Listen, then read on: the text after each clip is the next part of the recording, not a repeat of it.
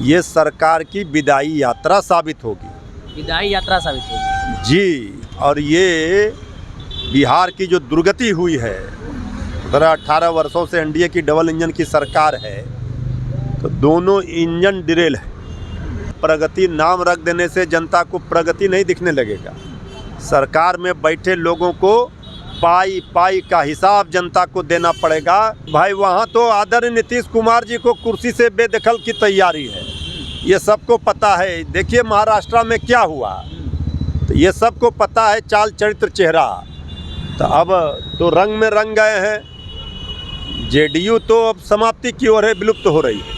नमस्कार, स्वागत आपका लाइव बिहार में। मैं आपके साथ है संजीव सिंह। तो मुख्यमंत्री नीतीश कुमार आज से प्रगति यात्रा पर निकल चुके हैं और इसकी शुरुआत वो चंपारण से करने जा रहे हैं। देखिए इसी मुद्दे को लेकर हम बात करेंगे। हमारे साथ बात करने के लिए आरजेडी से प्रवक्ता है मृत्युंजय तिवारी जी। मुख्यमंत्री नीतीश कुमार की यात्रा को कैसे देखते हैं? देखिए ये यात्रा का नाम दूसरा था, कई बार यात्रा का नाम बदला गया।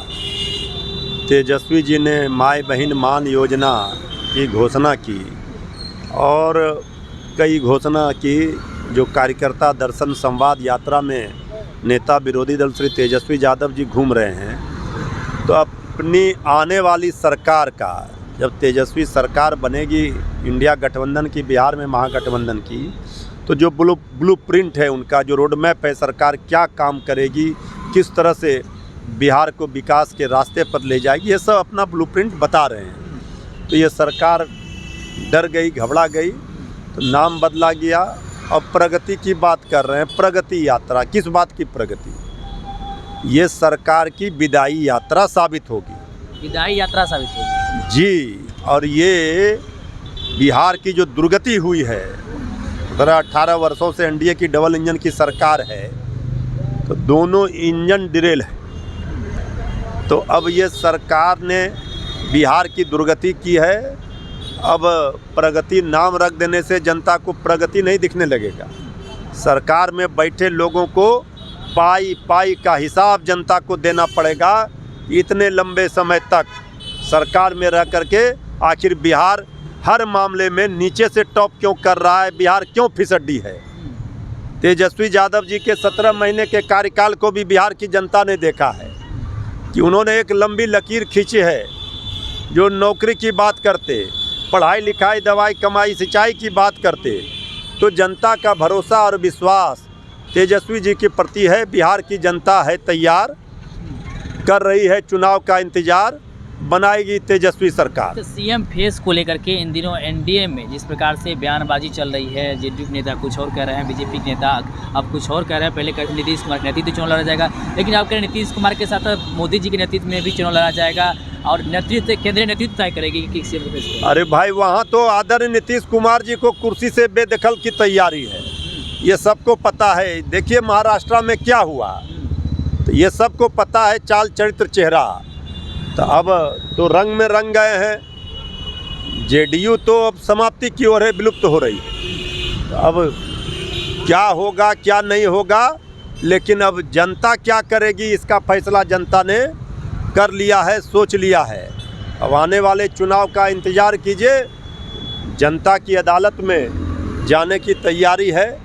अब बिहार में नई सरकार आएगी, बिहार की भलाई होगी, सत्ता की मलाई खाने वालों की विदाई होगी। चर्चाएं हो रही है कि नीतीश कुमार फिर से पाला बदल सकते हैं। अब ये सब बकवास की बातों पर कोई बयान देना हम उचित नहीं समझते हैं। जनता के बीच में है, तेजस्वी जी कार्यकर्ता से मिल रहे हैं, फीडबैक ले रहे हैं, संवाद कर रहे हैं, दर्शन कर रहे हैं। और रात के अंधेरे में आप देखिए बीपीएससी के अभ्यर्थियों को न्याय दिलाने तेजस्वी जी निकले हैं, सड़कों पर हैं।